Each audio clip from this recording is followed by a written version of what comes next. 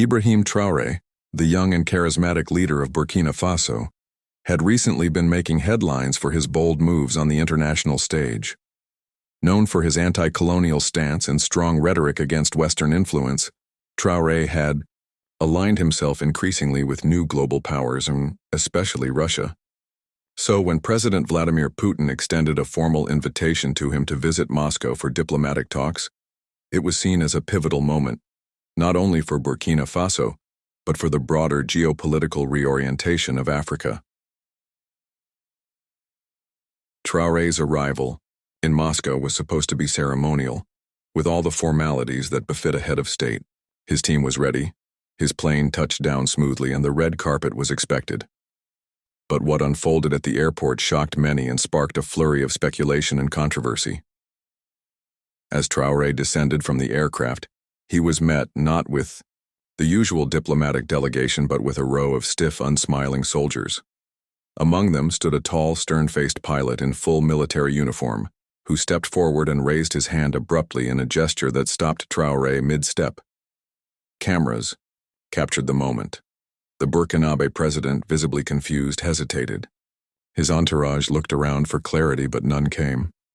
The pilot, reportedly a senior figure in Russia's air defense division, did not offer a handshake or words of welcome. Instead, he reportedly insisted on a secondary identity verification process, something rarely and if ever required for an invited foreign leader. The humiliation was unmistakable. For a moment, Traoré and his team stood awkwardly, caught between protocol and pride. The act was interpreted by many observers as a deliberate message, but the motives remained unclear.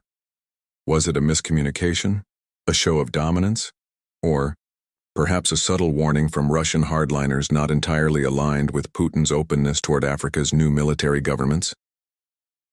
Back in Burkina Faso, the footage spread quickly across social media.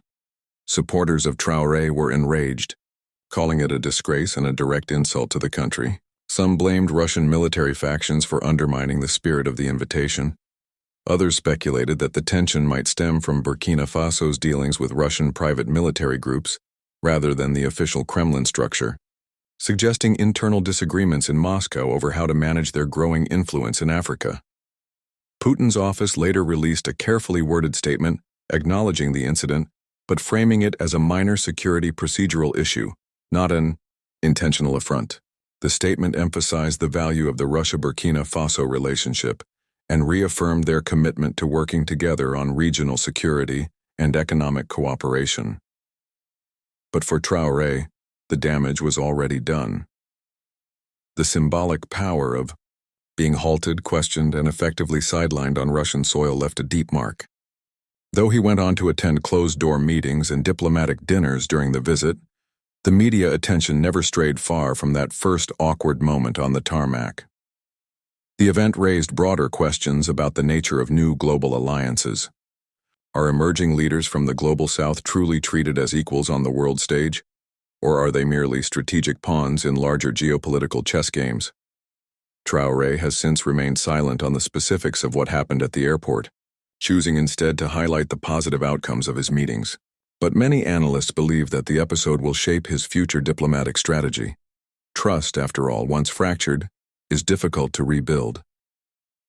As Russia continues to expand its influence across Africa, and as African leaders seek partnerships outside traditional Western spheres, moments like this will be remembered, not just as diplomatic missteps, but as reminders of the complexities behind alliances that may appear strong on the surface, but are still fraught with tension beneath.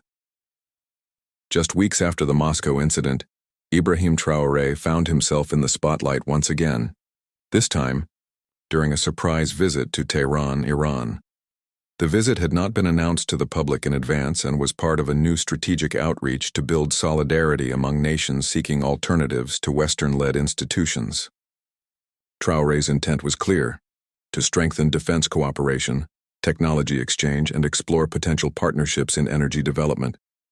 But once again, diplomacy proved unpredictable. Upon arrival, Traoré was greeted warmly by mid-level Iranian officials. There was no immediate presence from top leadership, no fanfare, no high-level red carpet treatment. It was unusual given the gravity of the meeting. Nevertheless, Traoré remained composed, moving forward with the planned itinerary. During a private session at a secure compound outside central Tehran, Traoré was scheduled to meet a senior figure in Iran's Revolutionary Guard Corps, IRGC, a meeting that was expected to be both symbolic and tactical.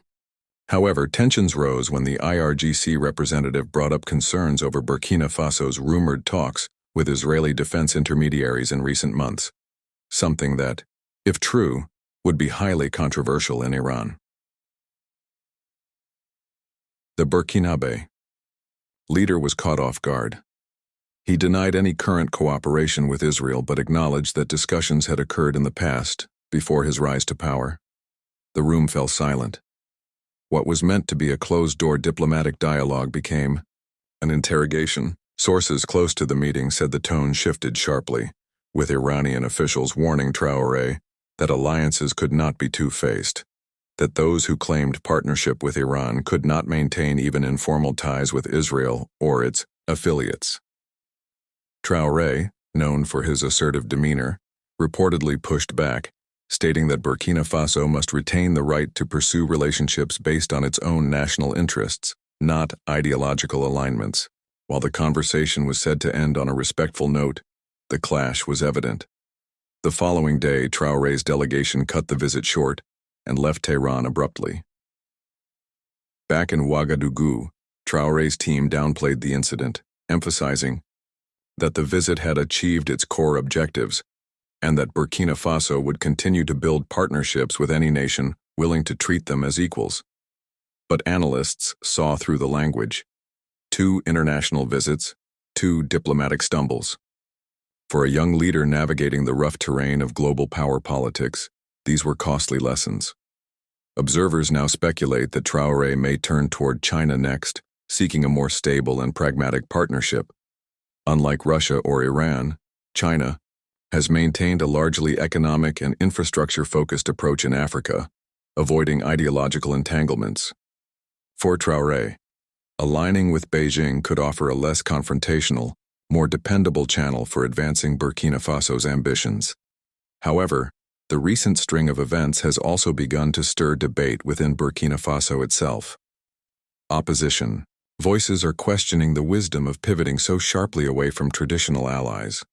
Some worry that the country may be jumping from one form of dependency to another, this time with even less transparency. Through all of this, Ibrahim Traoré remains defiant. His supporters continue to hail him as a leader who refuses to bow, a symbol of African resistance and dignity. But with each foreign visit, the stakes grow higher. Every handshake, every snub, every misunderstanding now carries weight not just for Burkina Faso, but for the broader struggle of emerging nations trying to find their place in an increasingly divided world. Just days after returning from Tehran, Ibrahim Traoré embarked on yet another high-stakes diplomatic mission, this time to Turkey. The visit came at the invitation of President Recep Tayyip Erdogan, who had recently intensified Ankara's engagement in Africa through trade deals, defense cooperation, and humanitarian projects. For Traoré, this presented an opportunity to reset his international image after 2 controversial encounters. Upon landing in Ankara, Traoré received a markedly different reception. The Turkish government arranged a formal welcome ceremony, complete with military honors and state media coverage. Erdogan himself greeted Traoré at the presidential palace, symbolizing a gesture of equality and respect. The optics were perfect for the cameras. But behind closed doors, the atmosphere turned more complicated. Turkey had been eyeing Burkina Faso as a potential defense client for its domestically produced drones and armored vehicles. Turkish military companies were eager to penetrate new African markets, and Traoré's recent pivot away from French influence made him a potential buyer. However, Turkish officials had their own demands. Ankara wanted assurances that Burkina Faso would support Turkish positions at the United Nations, particularly around sensitive issues like the Kurdish question in Cyprus. This put Traoré in a tight spot. Aligning openly with Turkey on such matters could alienate other partners, including Arab nations, and neutral European states. During the negotiation session, Turkish officials reportedly handed over a memorandum of understanding that included veiled language requesting support in international forums on matters of Turkish sovereignty. Traoré, ever cautious, asked for more time to review the language and consult with his advisors. The meeting ended without a signed agreement. The delay didn't sit well with the Turkish defense delegation, who expected a quick political win. The very next morning, Ankara's state media subtly shifted tone, focusing less on bilateral achievements and more on cultural exchange. The narrative changed, and so did the diplomatic vibe. Before leaving, Traoré met with members of the Turkish African Business Council. While the event remained cordial, a Turkish business executive was caught on a hot mic questioning Burkina Faso's ability to deliver stable partnerships. The comment made headlines across several African news outlets, igniting backlash on social media, where African users accused Turkish elites of duplicity, smiling in front of cameras while privately casting doubt on African leadership. Once again, Traoré returned home to a mixed public response. His supporters highlighted the international attention and ongoing outreach efforts as signs of strength and ambition.